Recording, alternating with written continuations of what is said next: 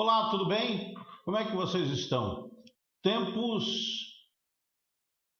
quentes, esses que estamos vivendo na política brasileira.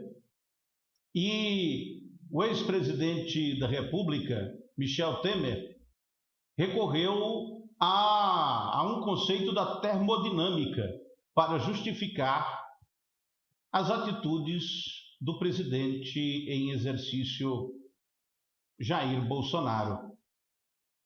O chefão do MDB disse que o que o presidente falou no dia da independência falou no calor do momento. E esse calor do momento foi o suficiente para causar uma série de turbulências nas instituições da República, no mundo político, no mundo jornalístico, no mundo empresarial, no mercado de capitais, na Bolsa de Valores, e com impactos em toda a economia e em toda a sociedade. O presidente da República precisa ter muito cuidado com aquilo que diz, porque um pequeno desvio, uma palavra fora do lugar, causa um terremoto, um maremoto, um tsunami.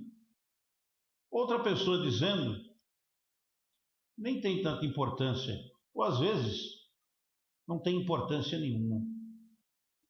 A liberdade de expressão de um presidente da República é zero. Quanto menos ele disser o que pensa e quanto mais ele disser aquilo que o povo quer ouvir, aquilo que as instituições querem ouvir, aquilo que é melhor dizer naquele momento, quanto mais ele representar, ele tem mais chances de sobreviver no poder.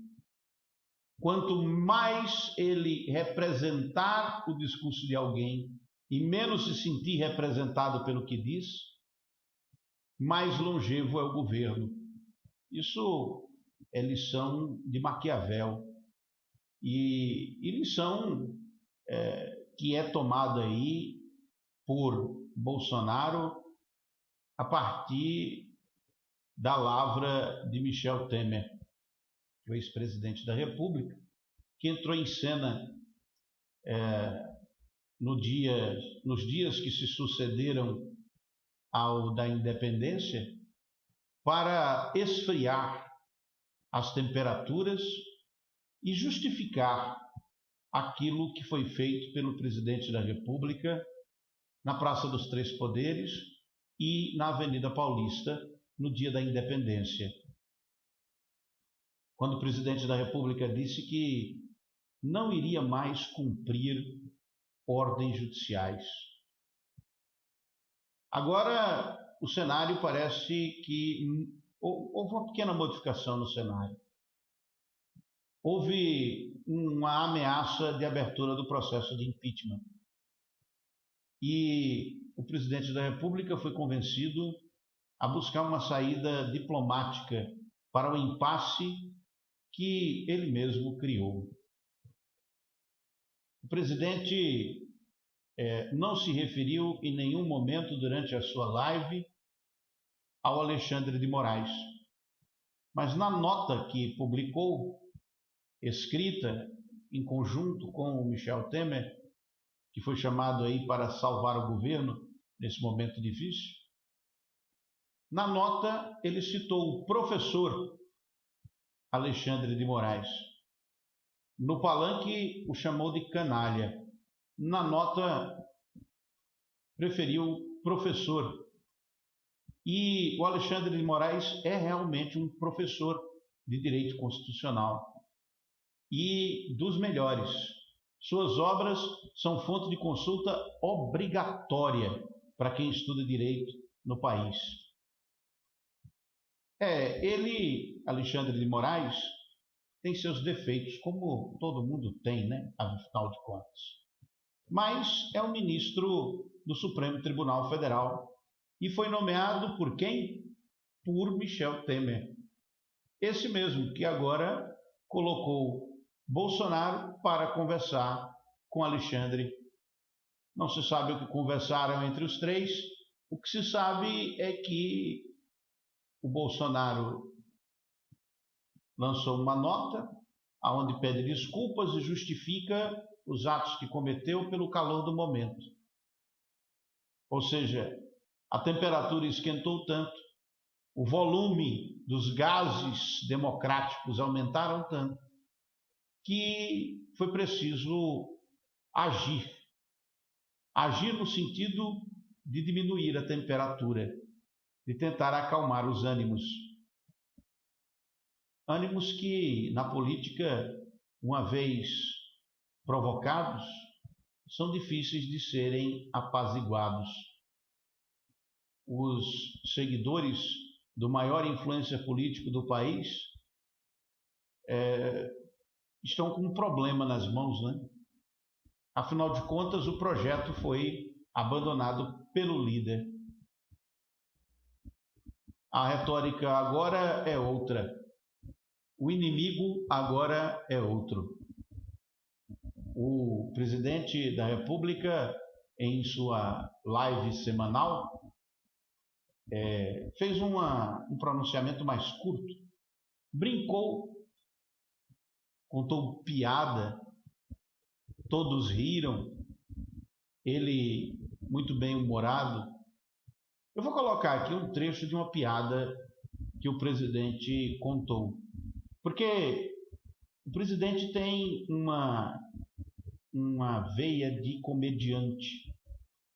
Ele muitas vezes tenta ser engraçado. Faz comparações com coisas para tentar explicar o seu pensamento. E nesses exemplos, nessas comparações, ele costuma gostar de ser engraçado.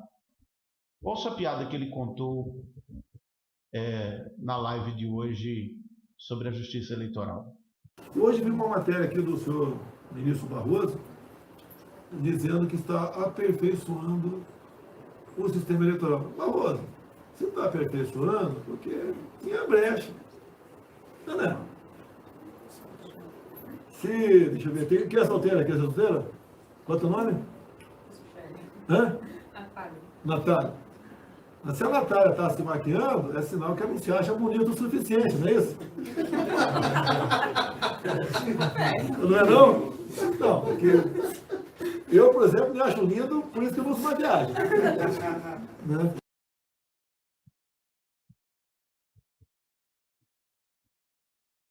A piada é para descontrair mesmo, porque no seu pronunciamento, Luiz Roberto Barroso, presidente do Tribunal Superior Eleitoral, disse que o presidente da República não tinha palavra, porque Arthur Lira deu a palavra de que, uma vez recusada a emenda constitucional do voto impresso, o assunto estava encerrado e cumpriu. Pacheco deu a palavra que o assunto estaria encerrado e cumpriu. E disse Barroso que o presidente da República não cumpriu a palavra. É exatamente isso o que disse Barroso. E esse tipo de pronunciamento de Barroso, junto com a série de outras coisas que aconteceram durante o dia de hoje, levaram o presidente a tomar um outro rumo.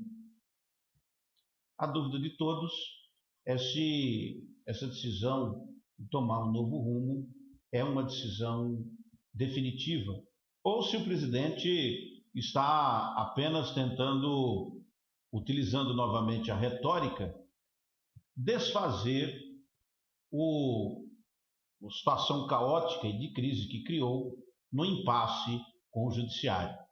O Judiciário não cedeu 1 milímetro. Luiz Fux fez um discurso duríssimo. Disse que o discurso do presidente foi ilícito. Disse que, se esse discurso ilícito passar para um ato ilícito de desrespeito à ordem judicial, presidente estaria cometendo crime de responsabilidade e apontou o remédio jurídico para isso, que é o Congresso Nacional dar andamento aos processos de impeachment, de impedimento, que estão aguardando o parecer do presidente da Casa, Arthur Lira, do Partido Progressista de Alagoas. Então, a reação do Judiciário não foi de diminuir, de pedir desculpas, não, muito pelo contrário.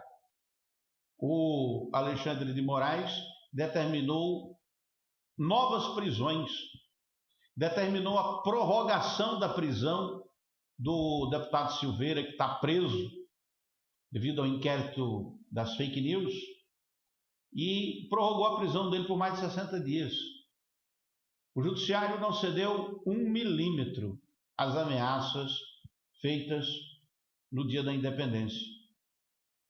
Já o presidente da República cedeu.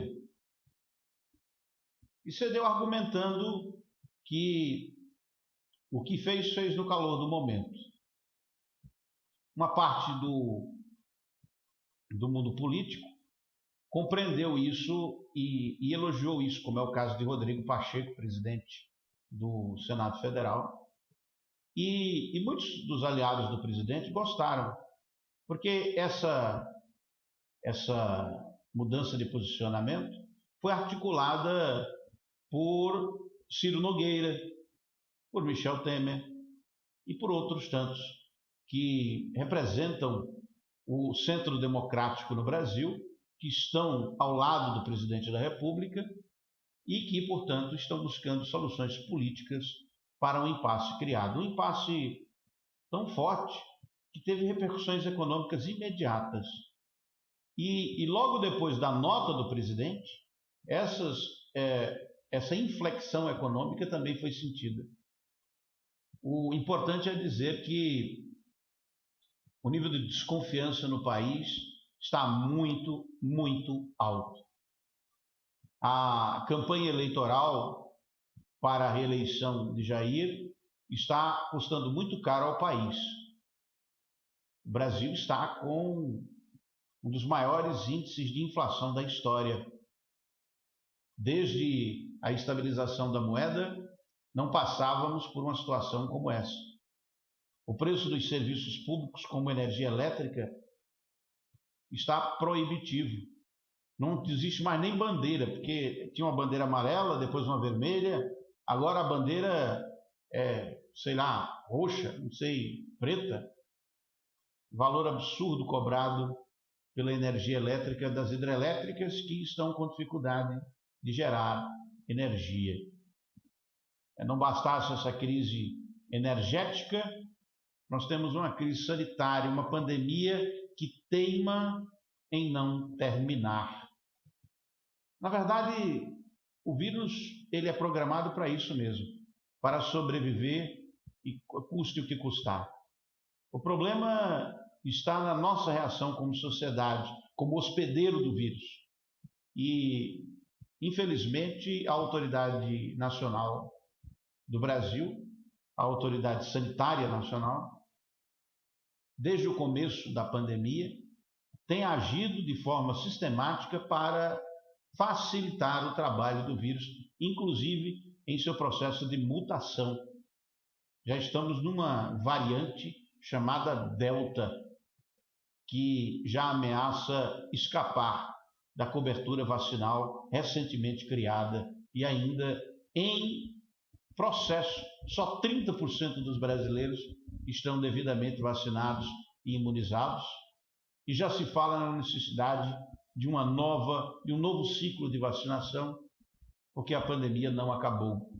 A crise econômica está corroendo o salário dos brasileiros, aqueles que ainda têm salário, porque uma multidão de milhões de brasileiros, estima-se mais de 15 milhões de pessoas, estão desempregadas, procurando trabalho todos os dias e não encontram. É essa sociedade brasileira que está pedindo do candidato à reeleição soluções. Não só do candidato à reeleição, mas também da oposição que se apresenta nesse momento, mas que ainda não disse como é que vai solucionar os problemas do país. Uma oposição que se divide em uma segunda e uma terceira via, mas que ainda não tem líderes fortes o suficiente para se engajarem junto com o povo. O líder forte para isso seria Luiz Inácio. Ele ainda não fez um comício nacional. Tem aí falado em várias mídias, se pronunciado de forma muito comedida. Acredita-se que ele será o candidato da oposição, mas existem outros candidatos que também se apresentam. Mas o problema do Brasil nesse momento não é eleitoral. Nós não temos problema eleitoral nenhum. As eleições é no ano que vem, daqui a mais de um ano. O problema de hoje, o problema de agora, o problema do Brasil real é outro. E esse ninguém apresentou nenhuma solução para ele até agora. Continuamos sem ver uma luz no fim do túnel. Se vocês estão vendo essa luz, deixem seus comentários aqui no vídeo, façam suas críticas. Os artistas se alimentam de aplausos. Jornalistas como eu, desde 1989, me alimento de críticas. Fique à vontade para deixá-las aqui no vídeo. Compartilhe esse conteúdo com o pessoal que gosta de política e que está acompanhando o momento aí. Se você achou ele relevante, deixe também o seu like. Eu sou Arquimedes de Castro e este é o meu laboratório de comunicações.